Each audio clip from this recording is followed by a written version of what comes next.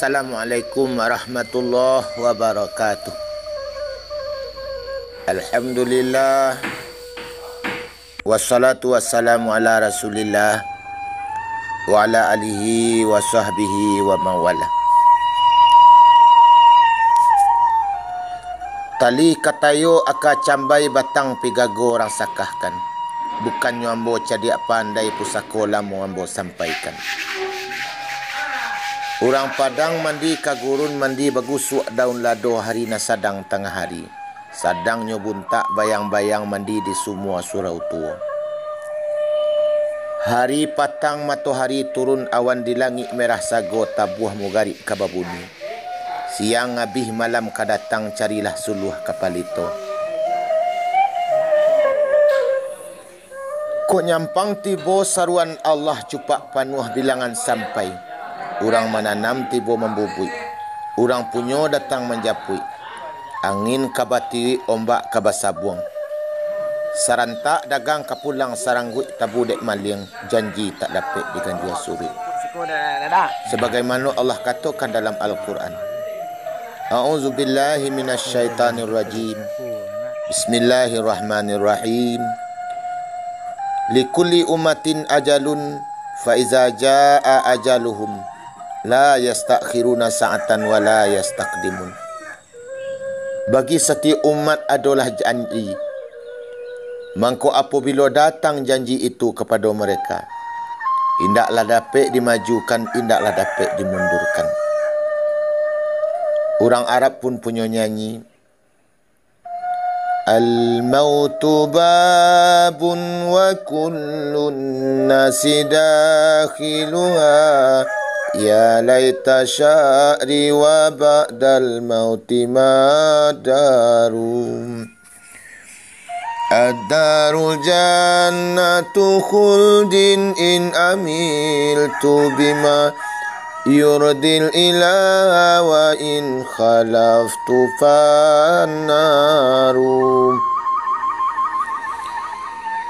Ad-darul jannatu khuldin in amiltu bima yurdil ilaha wa in khalaftu fannaru. Huma mahallani malin nasi ghairuhuma fanzur li nafsika ayat dari takhtaru. Mati adalah pintu, dan setiap manusia pasti akan melalui pintu itu. Hai kiranya ingat aku, dan sesudah mati itu, apakah kampung yang kau ditunggu? Sesudah itu cuba fikirkan, dua kampung Tuhan sediakan.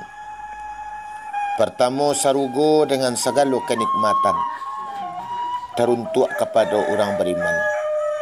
Ialah mukmin dan diridai Tuhan. Kedua neraka dengan segala siksaan, kau untuk orang dan ingkar kepada Tuhan. Perintahnya langgar, larangannya kerajokan. Keduanya itu adalah pilihan. Mengkau pilihlah oleh engkau salah satu dari nan dua itu. Sarugo atau neraka. Pikir palito hati nanang seribu aka. Dalam berpikir sabah menanti, dalam sabah bana menebo. Wahai saudara, elok fikirkan, hidup ke mati dilupakan jangan. Karena mati pakaian badan, elok sadiakan amal dan iman. Sadiakan payung sabalun hujan, sadiakan suluh sabalun kalam. Ulama jo pangulu kajadi ikutan suruh jo larangnya kakito turuikan tabang basi tumpu inggo mancakam tubuh katinggal nyawa kabajalan tubuh aku tinggal